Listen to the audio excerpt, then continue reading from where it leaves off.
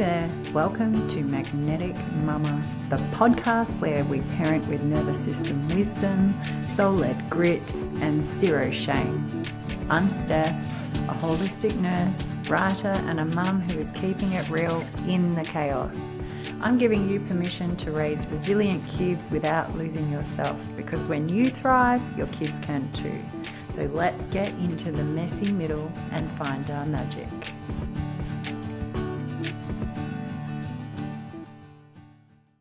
Hey, beautiful people, it's Steph here, your magnetic mama. If you've ever found yourself standing in your kitchen at 6 p.m., hair in a messy bun, that's seen better days, dinner's burning, someone's crying over the wrong kind of pasta, it's not curly, it's not spaghetti, and you can feel your blood pressure doing the Macarena, then this episode's for you, because sometimes it's not the pasta and it's not even the kids. It's your nervous system hijacking the show, taking over, going for a rendezvous. And before you roll your eyes and think, oh, here comes the science bit, hang on. We're going to unpack this with humor, love, and a whole lot of compassion. So bear with me. Last week, I'm at home, my tween's melting down over a school project, the dog's barking at absolutely nothing and scratching her bum on my brand new carpet, and I'm already late for a Zoom call. I can feel it happening.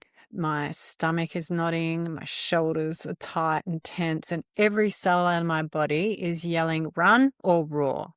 And I just take a big, deep breath. I want to be calm. I want to be the conscious parent who diffuses this like a Zen goddess. But instead, I'm a psycho and I snap, and immediately afterwards the guilt hits with that familiar, heavy, why did I just lose it over nothing? Later that night, I sit with it, cacao, a candle, and my journal. It wasn't about the project or the barking dog. This was my nervous system reacting to the chaos and the way it's been wired to do so for decades. I think that I failed, because that's what my natural default is. And I want to say, what an idiot, what a dickhead. I know that's not what I should have done. And I think it's weakness. But I just want to reiterate to the mamas out there who have been in this situation and let you know it's a part of our biology. So what's really going on in our body? Let's just break it down a bit into human language. Your nervous system, right? So your nervous system is your body's communication highway. It's constantly scanning for safety or danger. Safety or danger. Am I going to get eaten by a saber-toothed tiger? Or if I run to that cave, will I be safe? If I sit and freeze, will it just pass me by? So when safety mechanism senses threat, it can flip into fight, flight, freeze, or fawn. Now, I know you guys have all heard this before. So obviously, prehistorically, in the early days when, there was no tech, AI, or even houses, that was developed to innately and animalistically keep us safe, right? But obviously, 2025, moving into 2026, modern parenting, it has a very different type of saber-toothed tiger, right? So the threat is no longer that tiger. It's the child's scream. It's the cluttered kitchen. It's the feeling that you can't do it. Oh, you're a failure. You're not super mum. You're not the modern woman who can do it. When your child melts down, your amygdala, your brain's alarm system goes, it's chaos. We're unsafe, and floods your body with adrenaline and cortisol. Your heart rate spikes, your breath shortens, your body tightens, because evolutionarily you're preparing to fight off a predator. But there isn't a predator. There's an 11-year-old with a tantrum that her Halloween costume isn't what she ordered. And yet your body can't decipher the difference. And here's the twist. Your child's nervous system is tuned into yours. I know it's a bitch and it's a pain in the ass, but that's the reality. So when you're tense, they're tense. When you're calm, they start to settle. And I just want to tell you a little story, right? So back in my early nursing days, I know, believe it or not, I worked in ICU, which is the intensive care unit, baby nurse, partied pretty hard, went out one night, got home pretty late and backed it up and went to work by 7, yeah? I was in the isolation room. I had a patient with meningococcal and they were pretty sick, and I was hungover as all shit. And unfortunately, that was the state of my life at that time. But it did not take away from my skills. I was a brilliant nurse and I always took care of my patients before myself. And I had this patient beautifully, calmly, despite my hangover, in good state. Heart rate was good, not ventilated. I'd changed all the bed, kept their wounds at bay, had all my masking gear on and off as I went in and out the room.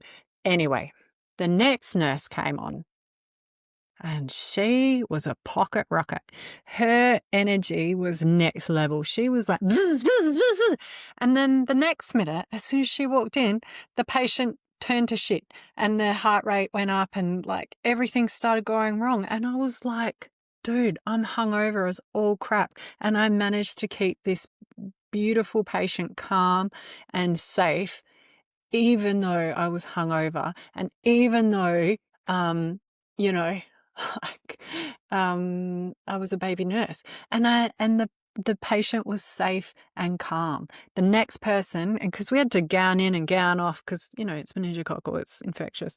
And the next person came in and their energy just like set this patient off. So it's the same with our kids. Your energy enters you with a room, right? And so your kids can feel that. So that was the lesson I learned very long ago in my early 20s about energy. At that time, I didn't realize it was nervous system related, but I guess because my calm nature, my hangover just kept me at this kind of constant vibe.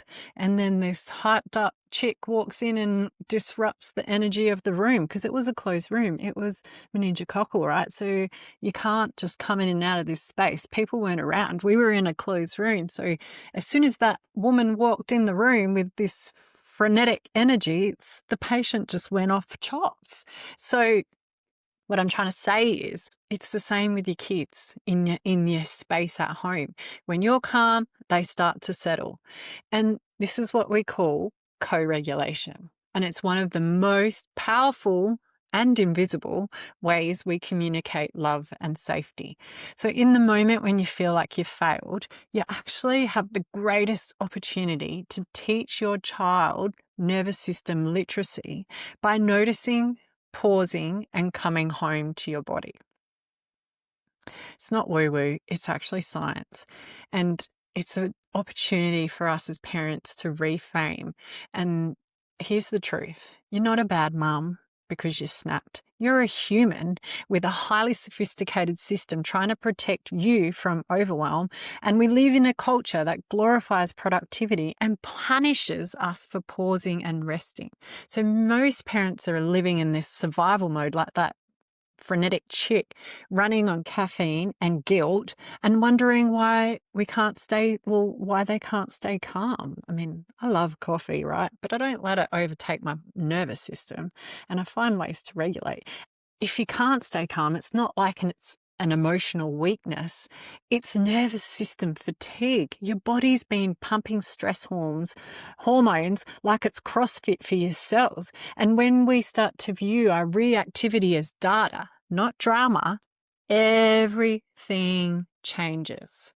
And we can go from what's wrong with me to, I'm out of regulation right now. I need a reset. That shift alone is transformational for you and your child. So here's some tools for somatic and soulful regulation. So just to give you something to work with, because I mean, I feel like it's on the internet everywhere, and it's definitely on my algorithm because that's the shit that I look up, right? And nervous system regulation, polyvagal theory, all of this is rooted in science, but it's actually stuff that people have known for, like ancient cultures have known for eons, right? Like the science is just catching up. So here are some tools to help you regulate your nervous system and take the pressure off your brain saying you're failing or you're not a good mum or a good parent, because it's not true. But being aware of how you can flip the switch and regulate yourself is about embodying this type of medicine, which doesn't cost any money. You don't need to go see anyone about it. You can just regulate yourself with some simple tools. So the first one is pause and pulse. So next time you feel that knot or the fire burning, before reacting, place your hand on your heart or your belly, take a big deep breath and say, I am safe right now. And 9 out of 10 times you are. I mean, obviously make sure you are. Like, you don't want your kid running onto the street or something. Like, be realistic. Let your breath match your exhale. So breathe in, same amount, hold same amount, release same amount. 4 to 6 counts, you choose, up to you, whatever your lung capacity is. And what this does is it tells your vagus nerve, it's okay. It's okay, babe. Vagus nerve, we're not in danger. It's just our kid being a kid and it's triggering us. Let's calm down and reel it in, right? So you're not being hard on yourself. You're getting a grip on what is the real picture and you're just toning it down, right? That's number one. Number two, now, I don't care if you're not a Swiftie, but you can shake it off, get that song in your head and like literally shake your body. Think about a dog when they come out of the water and they're like shaking all the water out of their fur. Like, let yourself shake it off and you will instantly feel the stress leave your body. It's like flicking it out. I usually make sure you don't flick it onto anyone because, energy transfer, projection, it's real. But, do it in a safe space. And if that doesn't work, put a song on that you love and have a boogie. Get on down, jiggle your hips, do some qigong. Whatever works is moving the energy that's building up and letting it keep moving and move on out. See ya. So let that release. And that way it doesn't get trapped. And if you really want to help co-regulate with your kids and teach them some tools for regulating themselves, do it with your kids. Turn the music on and dance around the kitchen. My favorite thing to do. And just make it chaotic and fun and laugh the shit out of it. And you know what? Any anger, any frustration blows up in a laughter. All right, that's number 2. Tool number 3, ground and gaze.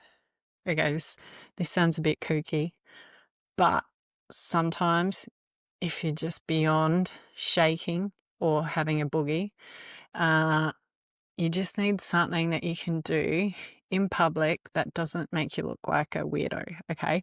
So what you can do is find an object around you. Choose something from nature. That always is beautiful. But anyway, find a color, a texture, or a sound and just anchor your senses in the present moment. So, bring yourself back in to this time and place rather than escalating to and then woo, woo, and letting the spiral happen, right? It just centers you back in. And this is how you can close the loop on the stress cycles. Number four, if you've had a shit ass day, make sure you do a nighttime reset ritual rather than just zoning out. I know some people think that that's relaxing your brain cells, but there's research saying that vaguing out and just watching stuff and doom scrolling is totally turning your brain to rot. Even if you're choosing good and creating good algorithms, just give yourself a break. Give your nervous system a break. And instead of going on social media, watching TV, anything electronic, just spend 2 minutes checking in with yourself. You can do it in the shower. You can do it before you go to bed. You can put the kids to bed, have a cup of tea, and just go find a quiet spot for a minute and check in with yourself. Ask yourself, how is your nervous system feeling right now? Things that add to the vibe. You can light a candle, you can put your diffuser on, you can use lavender or frankincense, have an awesome warm hot tea or just hot water with lemon and a little tiny bit of honey. And just move or stretch, bit of yoga, just something that helps you tune back into where you're at and how you're feeling and just brings your awareness back to the center. I sometimes like to focus on my heart chakra. I like to use the chakras to move the energy in and out. Sometimes I like to imagine that I'm gifting Mother Earth gratitude or a song and singing thank you for today, even if it was shit. I'm grateful for the chaos because it makes my life interesting. A little reframe, and then imagine roots settling down through the different layers of the earth down to the molten core, and just releasing anything down to Mother Earth and burning it off in the core, and then refilling through the crown chakra with white light, yellow light, any light, and just feeling up each area of your body and fueling it with this beautiful divine energy. And if you're religious, you can use whatever god, goddess, deity, whatever you connect with to refill. Let go and then refill. So, you choose, but whatever works for you, or maybe using these 4 different techniques in 4 different situations, mixing and matching, whatever works for you. There's no right or wrong answer. And if you Googled, there's 100 million other ones. These are the ones that I just thought to present and offer, because our nervous system, and this is something I'm slowly starting to grip, your nervous system is not your enemy, right? And I've been working with my nervous system for a little while now, and I'm still catching myself in old patterns that I was like, where the hell did that come from? And, I find myself having to go back. And I use a few different techniques. I also use guided meditation, which I put my headphones on, and the meditation uses binaural beats to get the theta waves, to get my brain relaxed, and then be suggestive so that I can swim around in my subconscious and find where this looping behavior or feeling or trigger came from, and kind of reparent myself in the sense of letting whatever that space was in that time frame know that that's no longer serving me in my adult life as I am right now. And in doing that, it's reconnecting me and giving myself permission. It's being compassionate, because obviously I formed those patterns and behaviors as a form of survival, but they're no longer serving me. And so I give thanks for doing that and getting me to where I am. And now we can let go and they can relax and I can take over. It's a process, and it's not as easy as it sounds. And it takes time and it's a lot of work. So you've got to create space for it, and you've got to be really kind to yourself and compassionate and allow yourself to do it sometimes and not other times, and then come back to it as a practice. It's always evolving and never perfect. But what the key point I want you to know is that your nervous system is not your enemy. And it's kind of actually your most ancient ally whispering, hey, love, you've done enough. You're safe now, if you can get it to that point. So parenting from a regulated nervous system isn't, as I said, about perfection. It's about repair. It's about catching yourself mid-spiral and saying, okay, I hear you. Let's come together and let's reset this and go from there. So if you take nothing else from today, I just want you to know you're not overreacting. It's your body's overprotection, like, the bouncer coming in to say, hey, remember when this happens? And, and maybe that was true at one point, but you can relearn safety and rewire your neural pathways just by taking one deep breath and recognizing it. You can laugh at yourself. You can release those patterns and start creating micro changes in your mind through neuroplasticity. And when you get a hang of it and your body starts regulating, your kids learn that safety from you. So that was a lot. But I hope if this landed with you, share it with another mum in the messy middle, especially if they've got teens and going through perimenopausal. Welcome to my world. But we're all just nervous systems trying to love each other and do better, and it's not a blame game. It's just adapting and evolving as we change in the seasons of our lives. So I'll see you next time, and maybe we'll talk about co-regulation and how to calm your contagion. But let me see.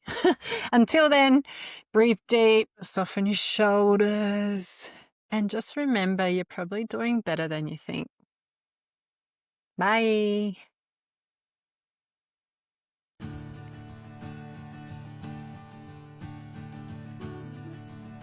Thanks for tuning in to Magnetic Mama. Remember, your calm is contagious. Breathe deep, soften your shoulders, and keep loving through the messy middle. I'm Steph, your Magnetic Mama. See you next time.